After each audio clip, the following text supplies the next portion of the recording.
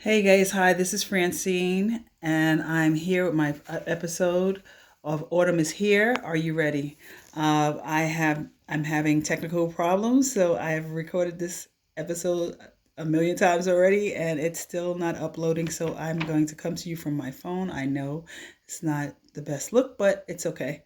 I'm going to get the information out anyway. So welcome to Autumn is Here, and before I start, this one is going to be about questions that people have asked me, and they are not only asking on YouTube or Spotify and things like that. They are actually calling me personally, texting me, and asking me questions. And I just want to review them and go over them. Questions and comments are all welcome. They're all welcome. I appreciate them.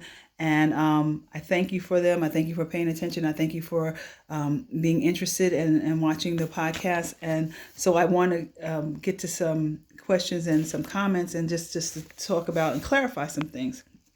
Okay. First, I just want to let everybody know that I am not a medical person. That's not my profession. I'm not a doctor. I'm not a psychiatrist. I'm not a social worker. I'm not a therapist. I'm representative of any agency, any aging agency, or anything like that. I am based on my experience with my mom and being a caretaker for my mom and not understanding everything at the time that was happening and not having any resources and knowing where to go. I was able to be able to maneuver, but it was difficult. And I am always asked about it. I'm always asked about sources and resources and things like that for other people. So I just want to share that with others. I'm sure there's someone who may not know totally how to be a caregiver. I'm sure it's new to people. So I'm just sharing my knowledge and my experience and the things that I've overcome during the time that I had to be a caretaker for my mom. So this is what I'm talking about. I'm not a medical professional, but I will have interviews with people who are professionals in the fields and will give you more information. Uh, People have asked me about aesthetics. Yes, I know that it should be a nice studio and it should be have all these different things and bells and whistles. I do not have that right now. I'm not going to do that right now. Yes, people have commented, um, but it's okay. I needed the message to get out. I wanted the message to get out, so that's one of the things that I'll be working on. It'll get better, I promise. But stick with me. The message is real and needed. Someone had asked the question or made a comment that they weren't ready when their parent got dementia. And someone else said that they were upset and that their parent had got dementia. And that is a real feeling that is natural. People feel like that. You are not alone. It is something that is difficult because it changes their life and it changes your life. And if it happens all of a sudden, you don't know how to deal with it, and that is very difficult. But I just want to say that that's what this podcast is about. What if you were prepared? What if you were a little bit more aware of these things? Maybe you might have noticed something ahead of time. My mom, she used to go out all the time and then she just didn't go out. I just thought, well, maybe she doesn't feel like going out. But maybe that was a sign. There were signs that she was forgetting stuff, and I was like, oh, that's normal, that's natural. Sometimes it's something extra happening. And if you know that or you see that, you can ask a professional, you can ask a social worker, just maybe that you have a concern and they might give you some information, and maybe you'll realize that there's something happening before it's so devastating that it hits you and you're like, oh my God, what's going on? And you're panicking and you're emotional about it. So that's a real feeling. But you can get through it if you have some tools and some information. And that's what this podcast is about, to give you some information that will help you. Some people asked about Alzheimer's, and they asked if there's any preventative medicine for Alzheimer's. I do not know that answer. I don't know that answer, but I am going to speak to someone about Alzheimer's. I have an interview next week, and I will ask that question along with other questions about Alzheimer's that will help you, and maybe they have some information about things on the horizon that's coming up that will help a person with Alzheimer's. So thank you for that question. Normally, when someone needs a care, like their personality sometimes may change. if your parent gets sick or your loved one gets sick or something like that. So things like that happens and it's normal. And sometimes the caregiver, it falls on you because you are in a position that you are not only their loved one, their child, whatever, but your life is changing, and now their care is constant, and that's a lot of pressure. And there are so many different ways that you can help that, but one of the ways is to have a care partner, a friend or somebody that when you either overwhelmed or you want to do something with your parent, you need a little extra help because they may have a wheelchair, walker, or stuff like that. They may be slow at walking and things like that. It's the littlest things are difficult when your parent is in need and either physically has a problem or have a memory problem.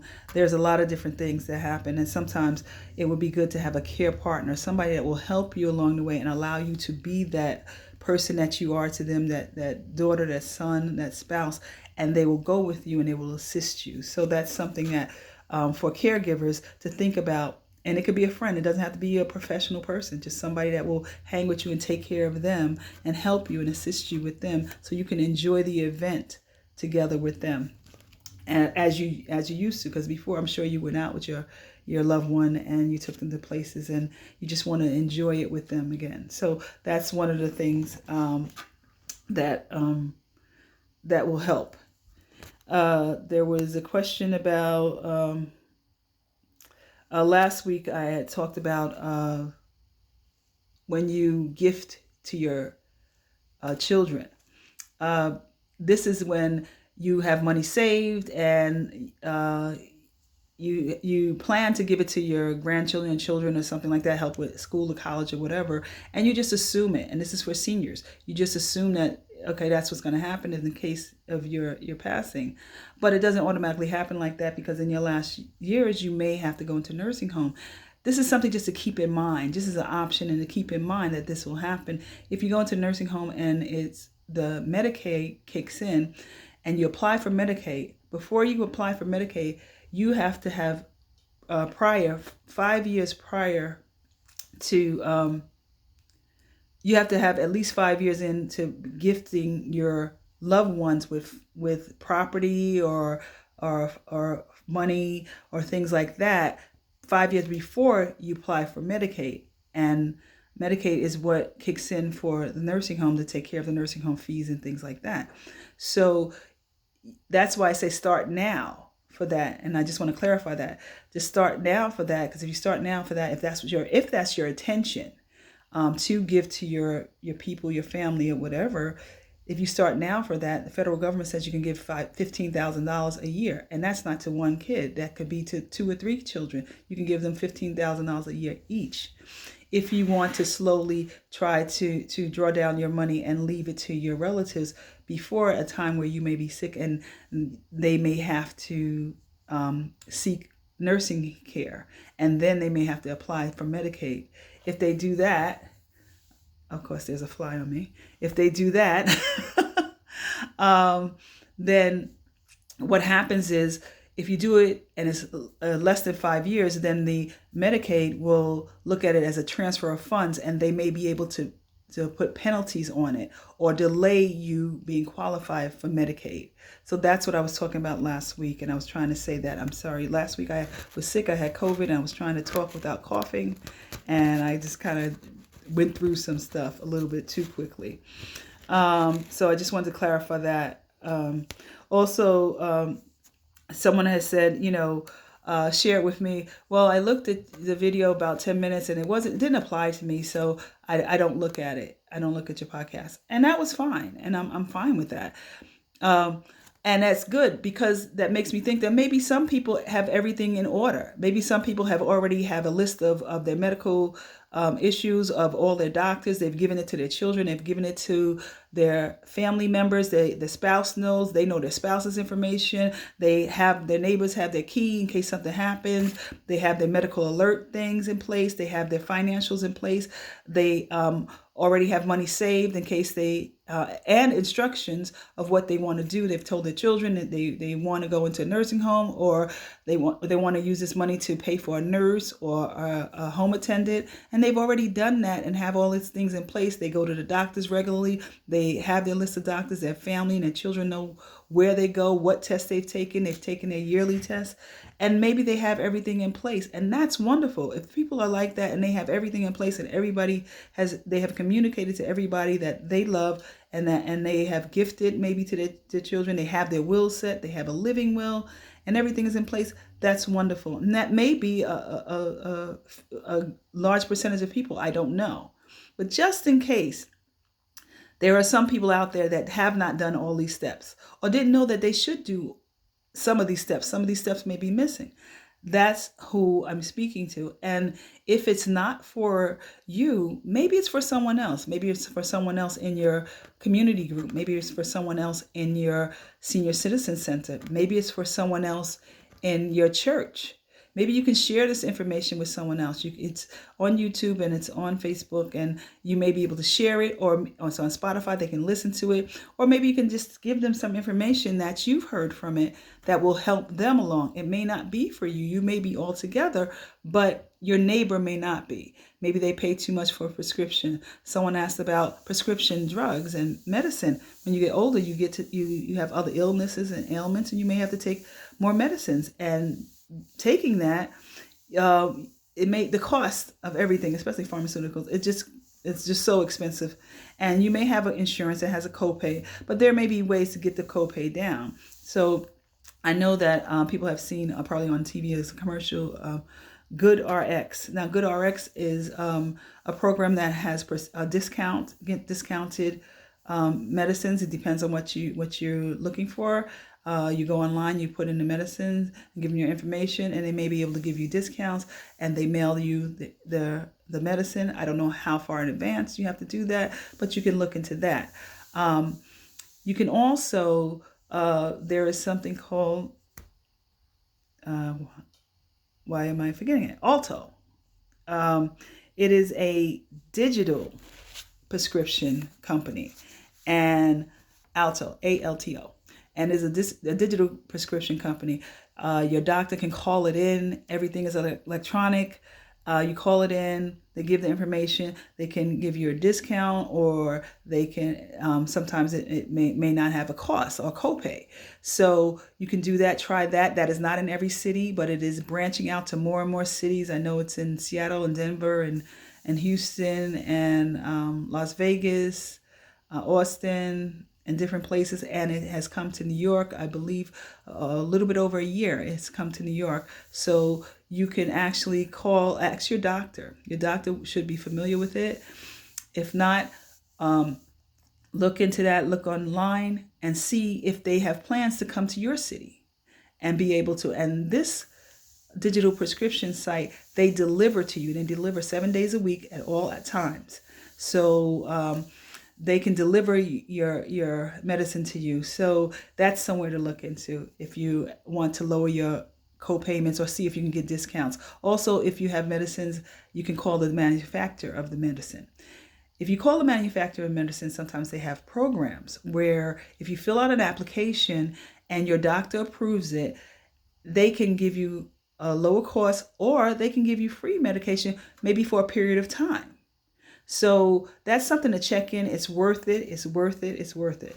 So try that. Also ask your doctor to give you prescribe generic medicines if that is something that you can use for this particular illness. Ask them that instead of giving you the name brand. Generic medicines are less expensive. So those are things that you can consider if you're looking for to pay out less and things like that. Also, we were talking about having the hard question, asking the hard questions to your parents and things like that. And I understand that that's uncomfortable because some of the questions can be about health. Some of the questions can be about, did you take proper tests? Some seniors don't even know whether they're the test that they are supposed to take or they should take. When you get older, there are certain tests you're supposed to take, and they're very important. You can prostrate for men. to check for prostate cancer. That is a very important test to take, and some people don't even know to take it. You can have your loved one or talk to your loved one about that, introduce that to them. I know that Mount Sinai has they're opening they do have it, a mobile screening unit. And if you go to their site, they can tell you where to find that and how to make an appointment for that, for a mobile screening unit, and it's in the Black communities. So that's something that they're doing now, and it makes it a little easier for you just to go and just take that test. Colonoscopy. If your parent has not had one, that might be something that you need to look into and ask their doctor. Maybe the doctor forgot to suggest it or didn't suggest it or assumed or whatever, but you can ask them that. I know those things are personal, but it's better for their care. When my mom was going into nursing home, you have to take a full medical exam, and one of the tests was colonoscopy. I know I'm pronouncing it wrong, but and they said it. They said that I asked me, did she take one? And I said no. And he said, why? And I was like, the doctor was like, why? He was a little upset. And I was like, I didn't know that she should take it. She wasn't in any pain. So she did have one, and he did that. And then when he came out, he said, okay, we're going to set up for surgery. And I said, why? Did you find cancer? And he said, oh, well, we can't tell if you found cancer or anything, but she has a small grapefruit size mass, and we need to take that out. So that she did have the surgery, and they took it out and tested it, and it was cancer. So she did have cancer. And because it had grew, that had been in her for a long time, and she wasn't in pain, and I didn't know. So this is something that you may not think about, but, like when you're 50, you take those, not even when you don't wait till you're 70, you take those like when you're 50, when you're 55, when you're 60, you take these tests, and this will help. And thank God it didn't spread in my mom, but it was growing. And that was something that could be very dangerous. So I'm grateful that it was caught, but your parent may be going through it. Your grandparent may be going through it. They may not even know about this test. So just for you to know that. Make sure they also check their eyes. As you get older, your eyes get dimmer, they diminish, and your sight, your ability to see objects. Test them every year. Make sure they have it written down that they've taken that test, that they're doing that test. Okay, make sure that that's happened.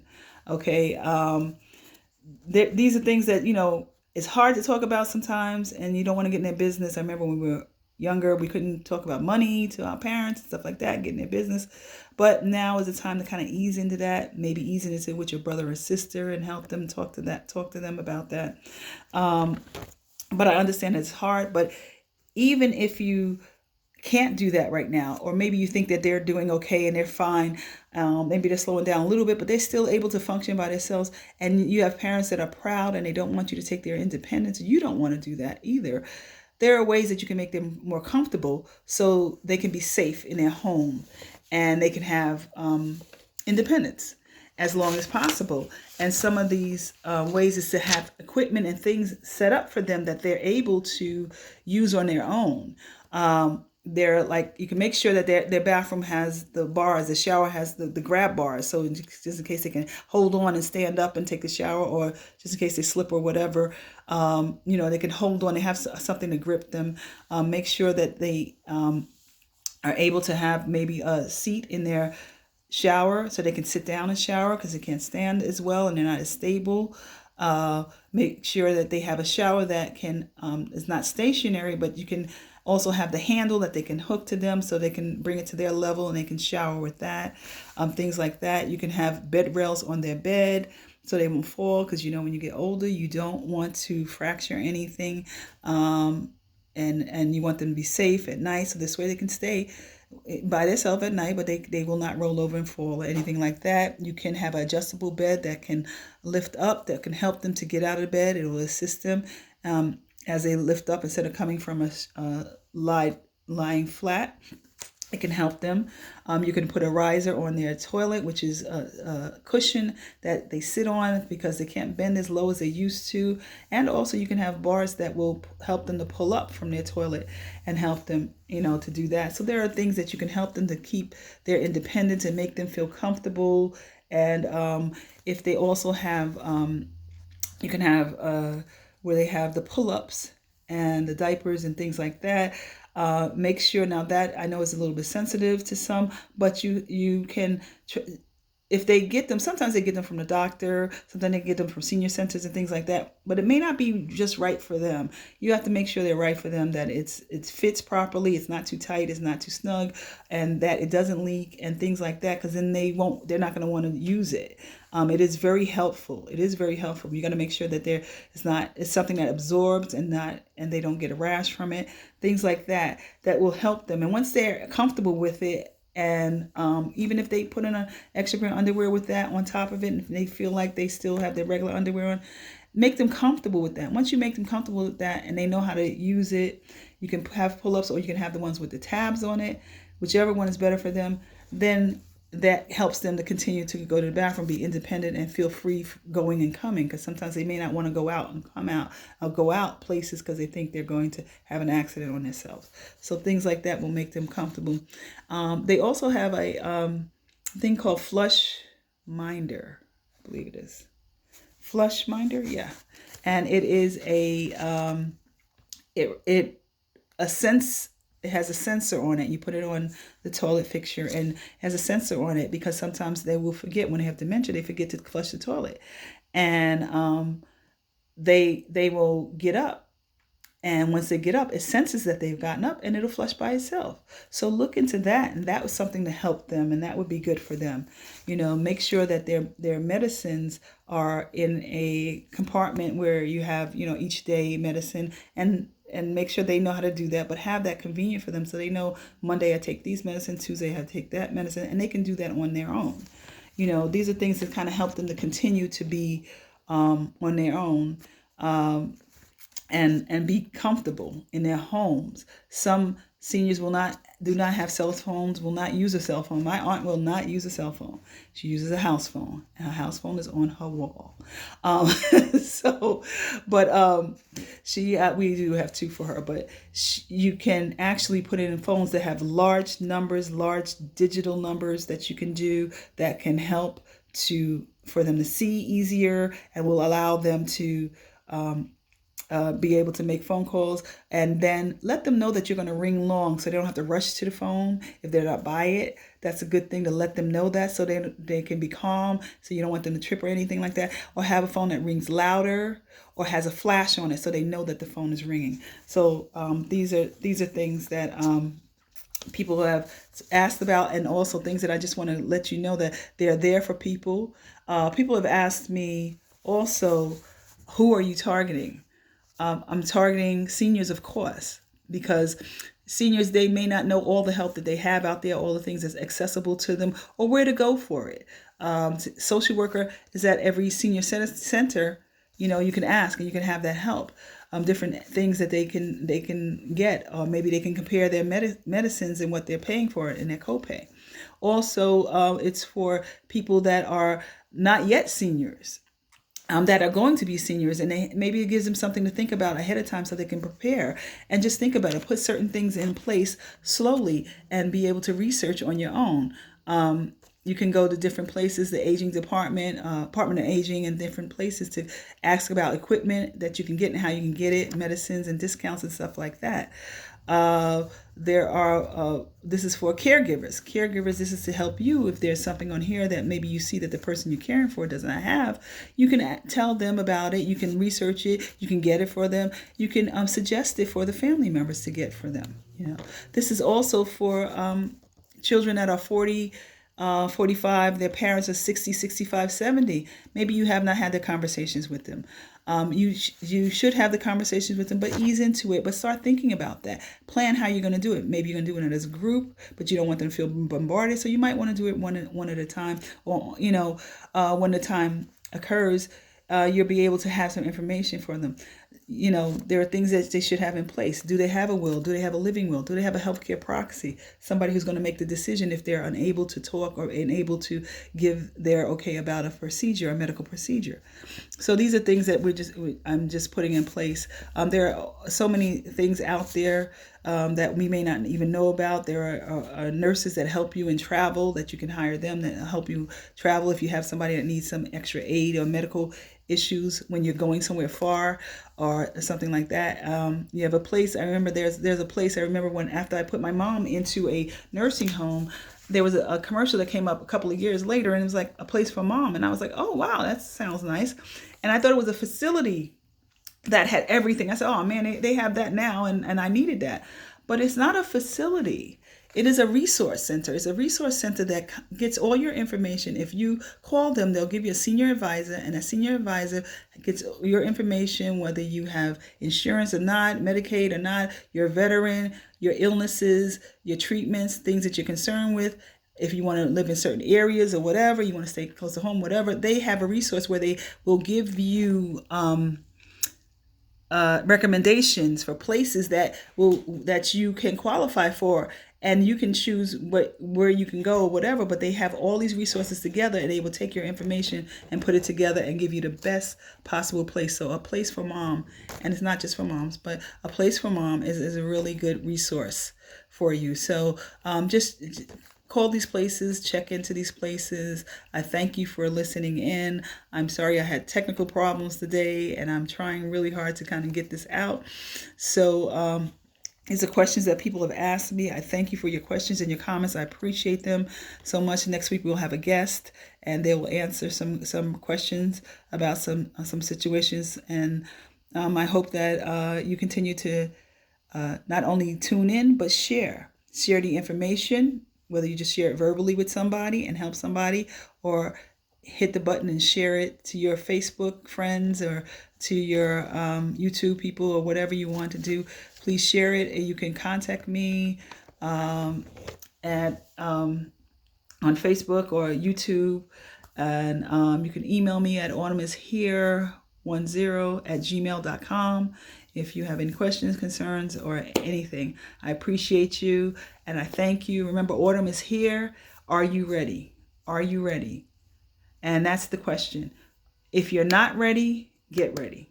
If you are ready, then help somebody else be ready. Okay? Autumn is here. And people ask me why I say it's autumn, because that is the senior time in our lives, and that is, autumn changes with seasons. The season of autumn, we know, is a change, and that is going to happen. We know autumn is here. Our senior years are here. There are things that may come unexpectedly, but we should be ready. We can be better prepared, not totally ready, but better prepared, and put things in action that'll make it easier for us, for children, for spouses, for caregivers, for the seniors to be able to move into your aging years with a better quality of life. That's what this is about. Thank you for listening. Okay, bye.